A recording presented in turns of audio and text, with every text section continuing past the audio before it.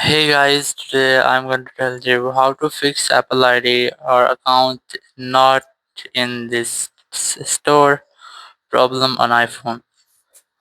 If you're using an iPhone and you're having the issue that your Apple ID or account is not in the App Store, so let's see how can you easily fix that issue. First of all, you just have to open the settings and you have to make sure that you have a stable internet connection. It might be your Wi-Fi or cellular, or you have to try to enable or disable your airplane mode up to 4 or 5 times.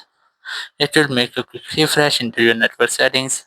Then you have to make sure that you're not connected to any VPN. So open up your general, scroll down and go ahead to your VPN and device management, and you have to make sure that you're not connected to any VPN here. Or if you're connected, try to disconnect with your VPN. Once you have disconnected, simply go back and here you have to retry. Or if you're still having the same issues, open your general again, and then you have to simply go for this language and region option. Select region and you have to simply select the region in which you're living. Once you have selected, you just have to go back and here you have to open up your app store, tap on your profile in the top right corner, tap on it again, or you can simply sign out from here. Just tap on the sign out option, and once you have signed out, your Apple account will be signed to your app store. And then you have to tap on the sign in option again, then you have to select your account.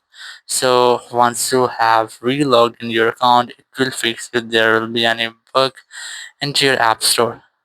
So in this way you can easily fix if you are having an issue that your Apple ID or account cannot be used or is not in your app store. Thank you very much for watching the video. Until next video, bye bye.